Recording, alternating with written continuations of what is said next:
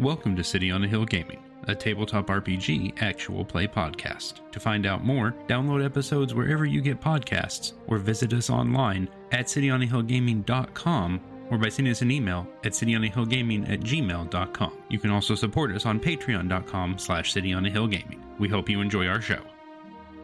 Welcome back to City on a Hill Gaming. I am Ryan, joined by Daniel. Hello. Greg. Hi. Peter. Hello. And Grant. Hello. And it's time for something. I said this a lot, but it's true. Something completely different. It's my job to expand your gaming horizons, Ryan. Boy, are we expanding today. No, I think they'll enjoy this. It's a fascinating system and very well made and very unique. In a good way. In a good way. Also, so this, the book is a gorgeous physical artifact. Adorable. If you were so, the PDF's art is just adorable in its own right. Yes. Excellent work to the creation team from, or is it Possum Creek Games? Yep. We'll get more into it in a minute. Grant, tell us of our journey into Wanderhome. Right. So we are playing Wanderhome this time, and it's by Jay Dragon, Possum Creek Games. He's great game designer. I have loved everything I've read from him. And Wanderhome is a incredibly rules light game, based really on the Avery Alder belonging outside belonging rules system. There are no dice in this game, just some tokens that we kind of keep track of. And there are playbooks, and there are a couple of guidelines on how to play stuff. And we're good. That's about all we need, right? That's everything? Sure, why not? All right. if that's what's in the rule book, that's what's in it. So, Bring it on.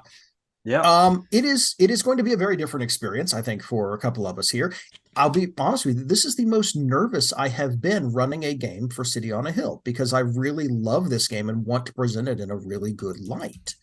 And also, this is a game that really is all about emotional journeys, right? It's literally all about a journey. We are characters on a journey to various places across the Haith, and it's all about emotional vulnerability and solving problems, or at least easing the pain of problems. We're not really even solving problems permanently, maybe just making things better for a little while, because we're outsiders, and that's fine. And we're exploring places and marveling in their beauty and just enjoying a pastoral journey together. And it's going to be great. It also means I don't have, my usual sarcasm to hide behind. So it's going to be an experience for me too, running this game. I'm intrigued. Yeah. Now, and I say running this game, this is a game where the keeper role, the GM role, is entirely optional. We're going to start with a GM because it's a little easier to ease into something like this if you've got somebody willing to take on kind of all the rule tracking and, the NPCs and that sort of thing. But this is very much a game where you can just say, hey, can I borrow that NPC for a little while and just play them? Especially if they're in a scene where your character isn't. Or you can say, hey, you know what? I've got an idea about this guy. Can I take control of that character for a moment? It's fine. Go for it. You don't really need a keeper. So it's a very fun little game, and I'm excited to get into it. But we do have a bit of a session zero to get into. We have, previous to recording, done a safety list, our usual lines and veils. And I should point out, once again, we're using a character keeper from the Gauntlet forums. Wonderful player aid resources, as always. I've made one tiny tweak to the character keeper, and otherwise we're using it pretty much as written, which is marvelous. So the next thing, excuse me, we need to do is just talk a little bit about the game. And I'm going to kind of, for our listeners, I'm going to walk through the first steps. Some of this is kind of obvious for what we are doing, but I want to just kind of take people through this as a design concept.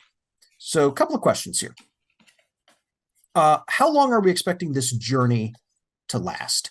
and if we have any expectations at all. I think for us, it's going to be until Ryan decides it's time to record something else.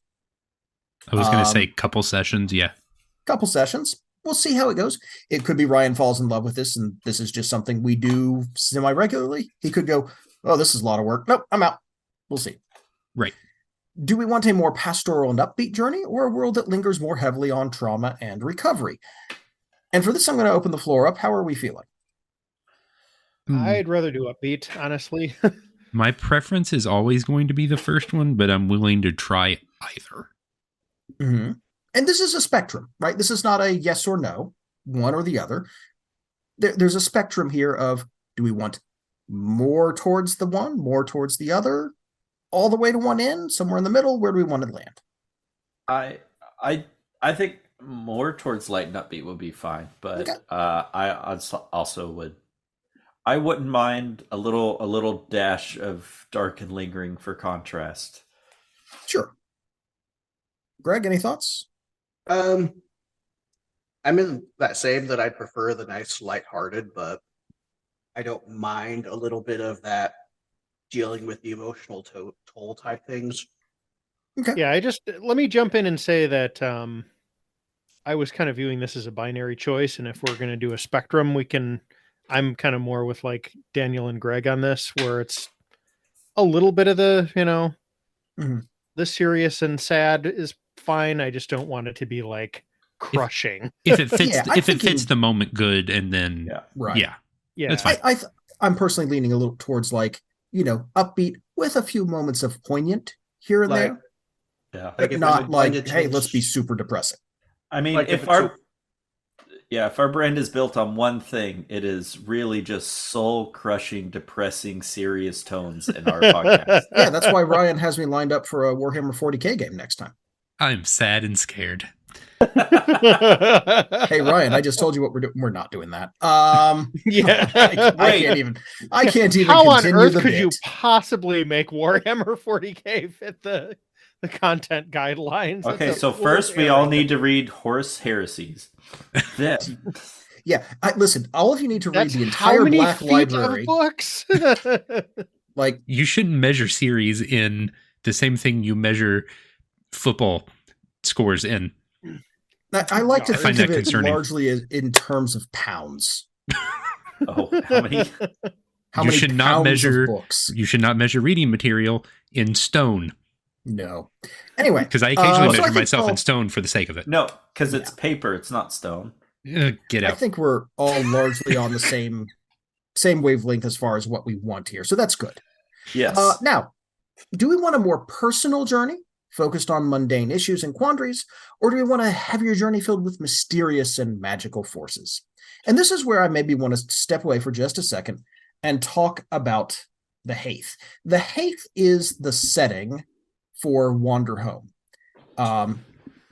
It is on purpose very broadly defined and very vague. It's a beautiful, boundless land full of life and soul. There are small communities separated by wilderness, usually connected by dirt paths, waterways, and, as the game suggests, the rare hot air balloon passage, which I adore. It's a beautiful land. It is full of spirits.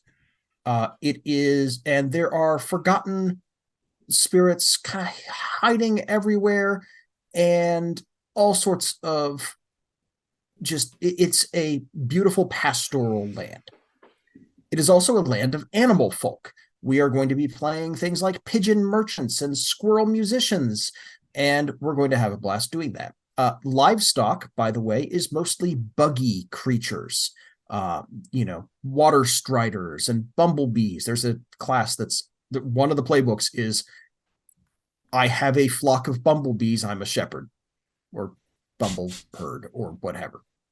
And it's adorable.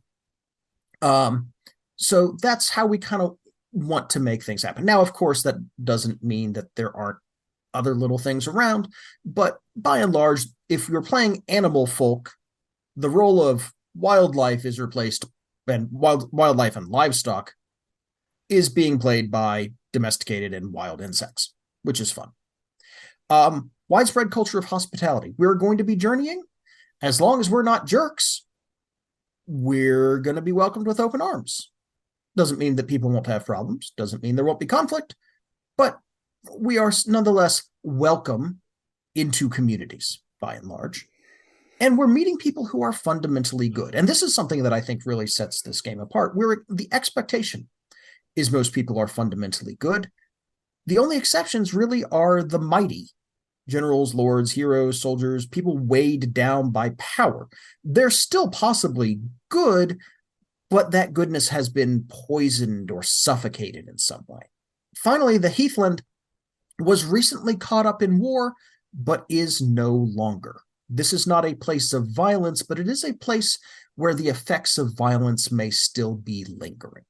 So that's the Heath. Now, do we want a personal journey through the Heath, focused on those mundane issues and quandaries, on the people around, or do we want to explore its weirder and wilder and mysterious side? I vote for personal. Okay. And again, Spectrum. Yeah, I'm even acknowledging Spectrum, I'm way over on the personal side of that. I'm way more interested in that. Okay. Bryan? I'm going to go Spectrum. I'm fine with personal. I'd like a little weirder, wilder. Okay. In there somewhere. Okay. Greg? Kind of in the middle. A little bit of both. All right. Daniel? I think I'm leaning more towards personal. I think I'm kind of with Ryan. I would like a little bit of the weirder, wilder stuff, but maybe just a sousson of weird stuff and mostly personal stuff. Okay. And for myself, I'm actually right there with you, Daniel. I want mostly personal stories, but not forgetting that this is a place of magic and spirits and fascinating things. That it is a place that isn't a real place, and it's something we get to explore. But still personal stories in that setting rather than stories about magic and weirdness. Okay. And we've talked a little bit about this. Do we want a single person to act as a guide, multiple rotating guides, or no guide at all? Like I said, I'm starting off as the guide, but I think this is something we'll kind of answer going forward, how we want to run the game, because I don't have to be the guide. Somebody else can pick it up. Making a character is 5 decisions tops. That's no problem. Or we could just get comfortable with it and we don't need a guide. I'd like some amount of it, at least for the first little while, just because we're fairly new to this one. Oh yeah, absolutely. I'm just pointing out that these are options, but I'm intending to act as the guide here, at least for this session and probably the next session or two, depending on how long this goes. I kind of want to experience doing it without one at some point, just out of curiosity for how that functions. Sure, no problem. And then the last question, is there anything else that might come up we want to watch out for? I think honestly a lot of that has already sort of been dealt with by the fact that this is an actual play podcast and we have certain standards and, we know our recording schedule, that sort of thing. But if there is anything, let's bring it up. Cool. Doesn't sound like it. No, not really. Got nothing. That's basically covered by lines and veils. Yeah, it sure is. Let's grip it and rip it. Yeah. So we now need to talk about each other, which is to say we need to talk about our characters. And I know some of you have looked through the playbooks already and at least decided, roughly speaking, what playbook you want.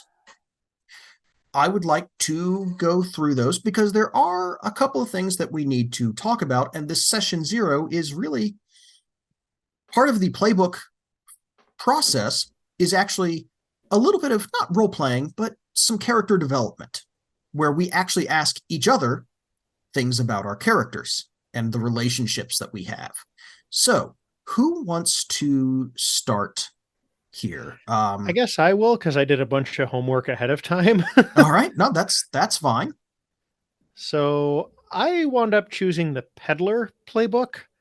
And I was going back and forth between 2 different types of animals. There's a llama in the drop-down list of various things, and then there's also a rugged animal. And I just fixated on playing a walrus for some reason. So I'm a walrus named Archibald who has a monocle and a top hat who's a merchant. I like it. I love everything about this. It is everything I expect from a Peter character. Why am I getting walrus and carpenter vibes? Lewis don't Carroll. know. Yeah. Yeah, it's I don't know. Okay, cool. We're going to come back to that. Okay. We need to discuss everyone's characters, and then we'll do a little bit of character creation stuff here. Who wants to go next? Who's got their character mostly sorted? I is mostly sorted. All right. Which playbook are you on? I am doing Firelight. Ooh, excellent. All right. Go ahead and start filling in the Firelight tab then. Over on the thing, right? Because I actually just wrote it all on a sticky note. Oh, well, that works too. But yes, there's a character keeper. And if you will fill that in, the nice thing about that is there's a dashboard page that shows everybody's character and player pronouns and the number of tokens they have. I added the tokens thing. But of course, we'll be coming around to that as well. So you're the Firelight. That's excellent. I added an animal that is not in the list. That's fine. We can just so did I. The walrus isn't in Bless there. you. Yeah, I just didn't even know there was a list. I actually hadn't looked at this part enough. Yeah. Animal drop down. And there's a spot to add your own too. There sure is. And that's I fine. didn't know. Oh, it is a drop down. Yes. Yeah, it's actually a really nice character keeper. It's really lovely. There's not a lot of automation in it, but there's a lot of just kind of pre-made selections that make things very quick. The other cool thing that I do love is that when you are looking at your playbook, there's a section that automatically fills out the important information about your companions so that you know who they are without having to like look around all over the place. I can see that. That's great. Oh, Yeah, that's nice. Sick. Love that. It's really good. Build it on both the options I'm thinking about. Yep. Okay. Daniel, you're cackling over there. Sorry. There's something unrelated that is really funny that I could talk about not on mics. Fair enough. Fair enough. All right. Daniel, do you have your playbook selected? Yes, I am going for Pilgrim. And I have an idea. I'm having trouble pinning down an animal. So Okay. I don't. Maybe we could brainstorm this a bit. Well, okay. So the defaults, or not the defaults, but the suggested ones for that playbook are an ibis, Mm-hmm. a bison, Mm-hmm.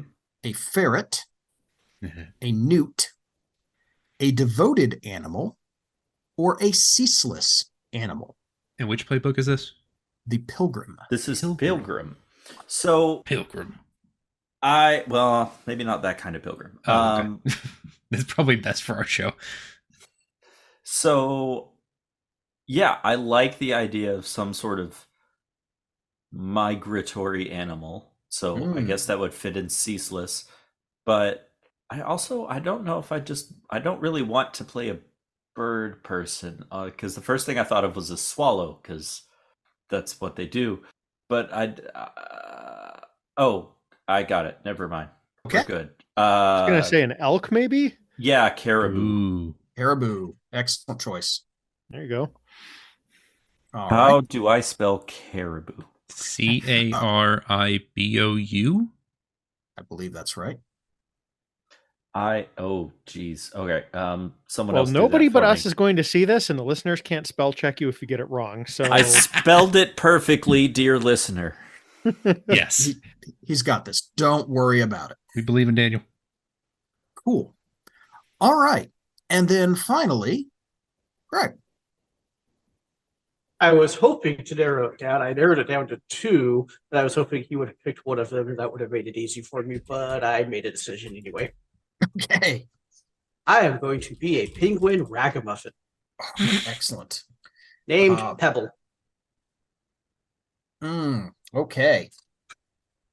Delightful. I'm Pebble, already- comma, and the. That's the Yes. I missed it Thank you. entirely, but I that's get it. fine. There is a reason he is named Pebble. All right. That works. Which would have worked better also if he was a Eh. dancer. Just a quick note. I think you've got your Yep. player name Mhm. and character name. Yep, just swapped. realized that. No worries. Ugh. Cool. All right. So we've got those. Now, what I'm going to do, Peter. Yeah. Can you walk us through the kind of the choices that you've made about Archibald? Sure. So the first thing that you do is choose an animal, and the drop down for peddler is donkey, condor, llama, crocodile, a rugged animal, or a tireless animal. Walruses are pretty rugged, so I'm pretty comfortable with that choice. They live in Arctic climates. They're known to be pretty tough. Then choose 2 traits that you are. The list is stingy, stern, watchful, extroverted, sustainable, calculating, experienced, manly, or womanly. From that list, the 2 that I chose were experienced and watchful. And then choose 2 you feel the need to be. And for that, I chose calculating and sustainable. Okay. And the next choice down is choose 3 to 4 to describe your look. And I'm just going to run through these. Mhm. Glasses with mini adjusting lenses, abacus, ledgers, and once fancy hat. Excellent. Love it. All right. Now, here's where we get the fun part of this. You ready, Peter? Yep. Great.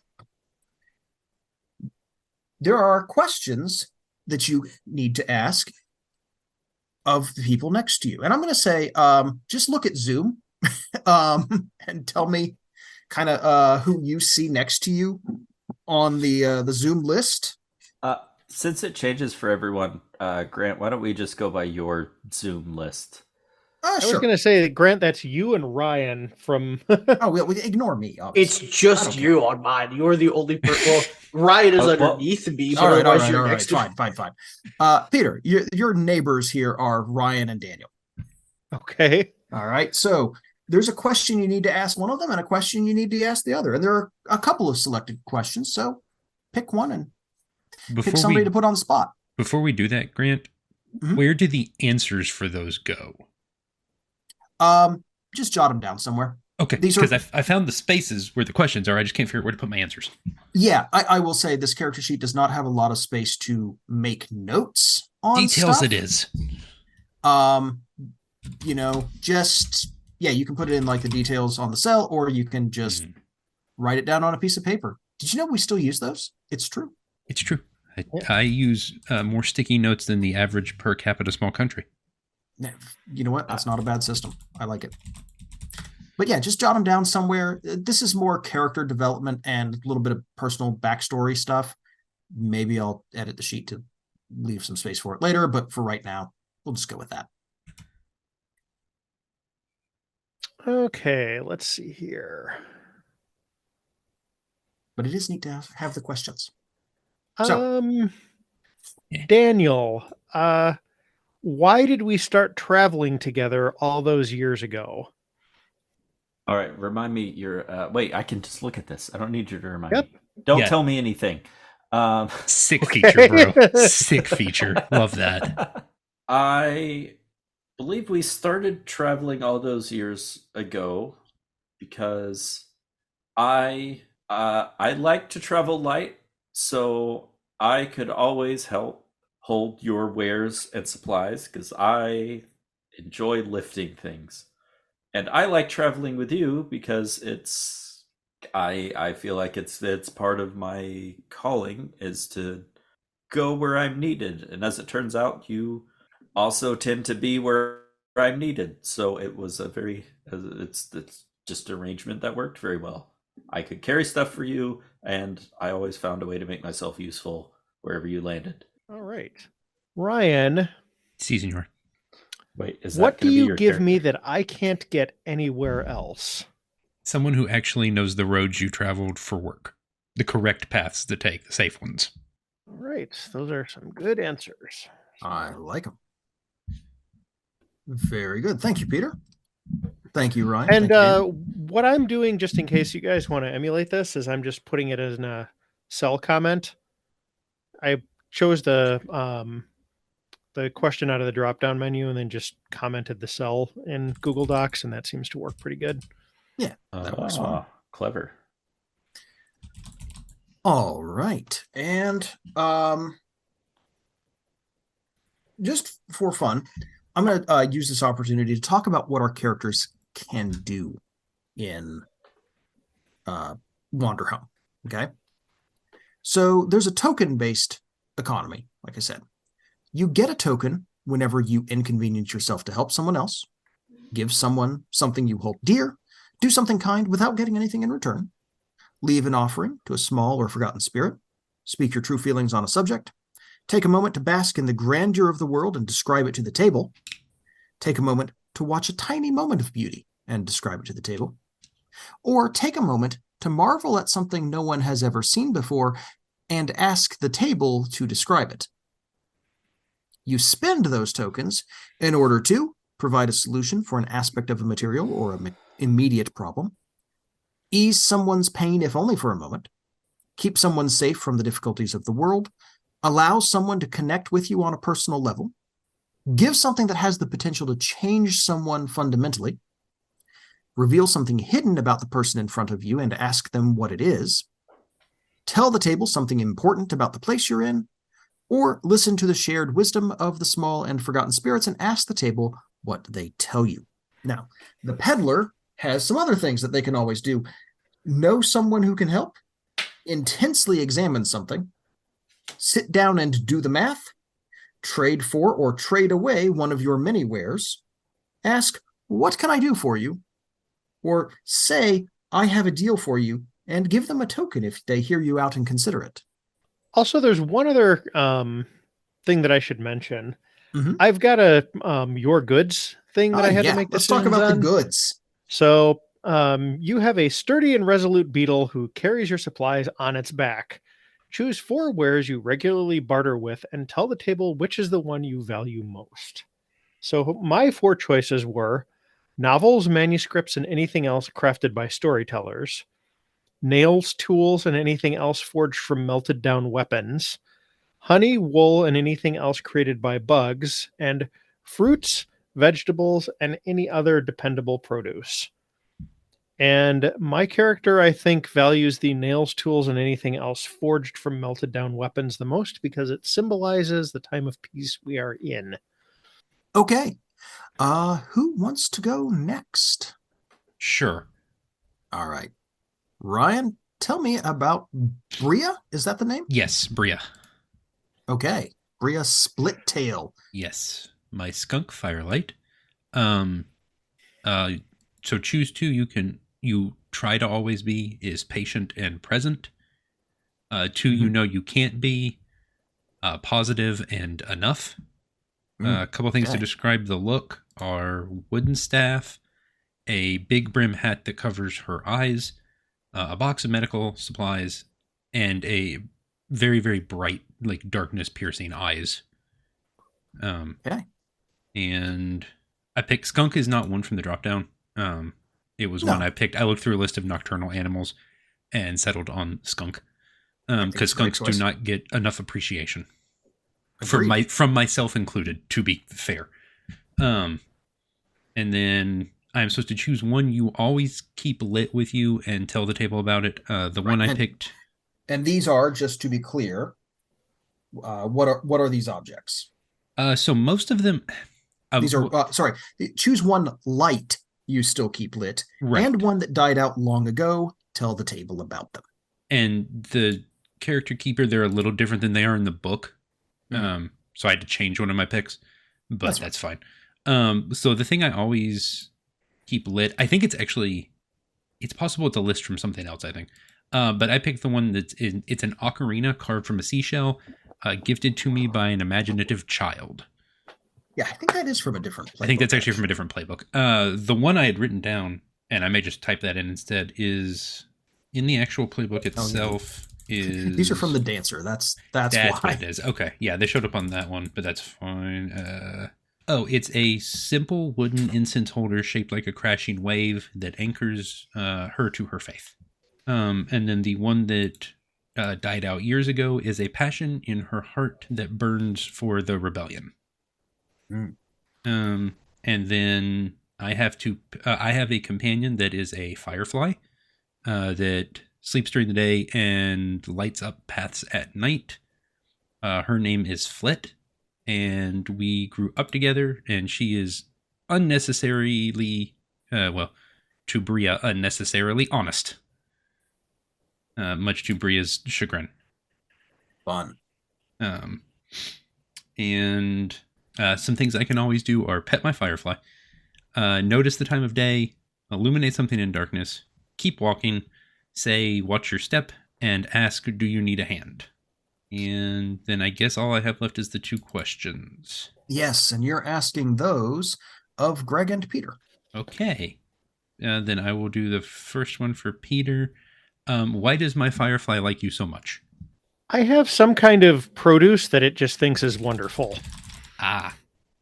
You am food source. Yes. I am delicious food source. Love it. And then Greg, where's the other one? Oh, where do you wish I could guide you, and why can't I? Oh, you asked me the hard one. Yes, I did. Hey, Greg, whack! and Like, to be clear for the audience, that is the firelight is by profession is a guide. I've been quiet for a while, so now I have to think. Yeah, you get the thinker question. Oh yeah, so you always give me those ones. Okay, I tell you what. While he's doing this, No, I got it. Okay, then I I have was a just trying question to for think Peter of a when he's nice way done. to put it. Hit me. And the audience can listen to me type. To guide me home. Oh, just be like that about it. Okay. Yeah, you give me a hard one. I'm giving you a hard answer. All right, touche. Why can't I? So nobody knows where it is. Oh. All right, we just got deep. All right, here it is. All right, good. And Peter or anyone, I guess it doesn't have to be Peter. What is? I don't want it to be some kind of produce. Give me something specific. Oh, I was going to say walrus berries. Peter, didn't you have honey? Yeah. All right, honey. Do fireflies like that? Sure. This one does. Oh, okay. Here we go. I fixed it. Walrus berry honey. There we go. There you go. Is walrus berry flavored honey. Yeah, that's what I was thinking about whenever you gave me a hard question. First, I was just thinking walrus berries, and then like, hey, where do I guide you home, and why can't I? What? Yep. Peter, tell me about something adorable. Greg, hard-hitting emotional question. Yes. Peter, duh. Greg, on the next 60 minutes. Yeah. Yeah, we're going right at it. All right, good. I love this. No, this is everything I hate about this kind of game. Down those and now we're doing it. If you wanted a personal story, we're going to get all up in those fields. That's right, Welcome to our next segment, All Up in These Fields. Indeed. All right, Greg, do you want a chance for vengeance here? Oh, no. Sure. Great. Go ahead. I haven't really thought about my questions. I regret my decisions. Yes, I am Pebble. I am a penguin. It is for those of you that are children of the 80s and 90s. That's a very obvious connection there. If not, you have homework. Yeah. All A right. penguin and his Pebble. But Let's talk about a ragamuffin, shall we? yes, ragamuffins they run, they scream, they play, they steal. They're just happy to be alive. And that is what they want to do, is they just want to live and whatever they want to do with it. The possible animals were like gecko, kitten, a cute animal, a young animal, things like that. Yes. I didn't know there was a drop-down menu, so I just thought I had a full range, and that's where I came up with penguin. And there you go. I mean, the other options are like capuchin and otter. Those are really great answers. I didn't know there was a drop-down menu. I had full disclosure from behind the mics. in like the past month, I have had to emergency move because my apartment flooded, and like I still have like 6 boxes sitting next to me that I have not finished unpacking yet, and those are just the boxes next to me. That's not counting the rest of the boxes in the room I'm currently in, plus the other rooms that are still have boxes. There you go. All right. Well, I Greg, was just, yep. let's Okay. run through your choices about yourself. Tell us about Pebble. 2 things that Pebble is friendly and respectful. He is not the thief kind of ragamuffin, but that doesn't mean he won't playfully take something to just kind of toss it back at you, because there's no way he's going to get very far from you with it, being a little waddly penguin on land. And 2 things that he refuses to absolutely be quiet, oh, perfect for me, or scared. As we have already discovered that he cannot go home and doesn't even know how to get there. He still refuses to be scared about it, and every day is still a new adventure for him. Can I make a quick observation? Yeah. We've all picked cold weather animals. Oh, wait, really? Awkward. All right, sick. Well, No, I mean, the the story is could just writing be in itself. like, boreal forest or something like that. Anyway, sorry, go on. So you're all in Hawaii. No! Devastation. Okay. We shall see. All right. Continue. But don't worry, he is easy to see in his suspenders, his little pants that his suspenders hold up. Don't worry, he's not wearing a shirt or anything, though. And he's got his little hat on backwards, carrying around an ocarina to play a happy tune, and his poking stick. Oh, there's That's how he 2 gets your ocarinas. attention. No. I put my ocarina back. That wasn't actually from my playbook. Woo! Mine was. At least there's one ocarina. We'll have a time with it, don't worry. I'm sure we will. So who are my 2 people? Oh yeah, your, that's easy. It's yeah, Daniel your 2 and Ryan. people are Daniel and Ryan. Yes. All right. Whatever you ask me, I will unleash upon you tenfold. What endearing nickname have you given me, Daniel? Skittles. Thanks for listening to City on the Hill Gaming. If you'd like to know more, find us online at cityonthehillgaming.com or by sending us an email at cityonthehillgaming@gmail.com. You can follow us on Twitter at cityonthehillgame or find us online at patreon.com/cityonthehillgaming. Thanks as always to our Patreon backers, Grizzly Rich, Bryan, Sir Lord Epic Name, Andrew, Christina, and Tony. We really thank you guys for everything you do to support the show, and we truly appreciate you. Thanks for listening, and have a blessed day. Sound check time. Daniel. Crowded crypt, 2 and a black for an artifact tap to add black. Whenever a creature you control dies, put a corpse counter on crowded crypt. 4 black. Sacrifice crowded crypt. Create a 2/2 black zombie creature token with decayed for each corpse counter on crowded crypt. A creature with decayed can't block. When it attacks, sacrifice it at end of combat. I knew that was either a really old card or a really new one, but you said decayed, so it's really new. That's from the Zomblebees precon. It's good precon. Very good precon. Grant. Join our team. Join a team of licensed paranormal investigators. Work in an exciting, fast-paced environment with dynamic, interesting people. Knowledge of angelic script, Native American burial rites, cryptozoology, 12th century textile design, lycanthropy, Ouija board maintenance, remote viewing, migratory patterns of sponges, preferred but not necessary. Send cover letter, resume, and references to Inspectors is the nation's first fully licensed and insured supernatural investigation and elimination service. Our skilled agents are handpicked for their physical prowess, academic achievement, and technical aptitude. They are the elite, the best of the best. So if it's ghosts or goblins, spooks, bogeys, or bumps in the night, you can rest easy knowing that our trained staff is on the case. Because it's not just a vampiric infestation, it's your vampiric infestation. It worries me that I would normally hear someone say the phrase technical aptitude, but you said tactical aptitude, and that's concerning. Yep, Inspectors, spelled as specters, Is this a Yes, book? it's Inspector. Is this something I'm going to go read now? RPG. This is a 2009 role-playing game from Memento Mori Theatrics that is absolutely delightful. One of the first games that really introduced me to like rules light, very improv heavy role-playing. And it's a ton of fun. You're all playing pest control people, except the pests are like zombies and ghosts and vampires and probably a werewolf. And it's a ton of fun. It's done reality show style where you can cut to a booth scene and talk about another person's character and change their character. I'm 110% in. I don't know what mid-tier CSGO team needs to be using this as their logo, but I love it. It's pretty That's great. Good times. Yeah. All right. Played that in our Saturday group briefly. We didn't did. we, Brent? Yeah, it was fun. I'm intrigued. I thought you were reading me an actual job listing. I'm just reading you the back of the book. Through the list. Greg, go ahead. Keeping in the same vein with cryptozoology here. Uh-oh. What is Bigfoot's favorite type of snack chip? Doritos. Oh, get out. What's Bigfoot's favorite Japanese food? Sushi.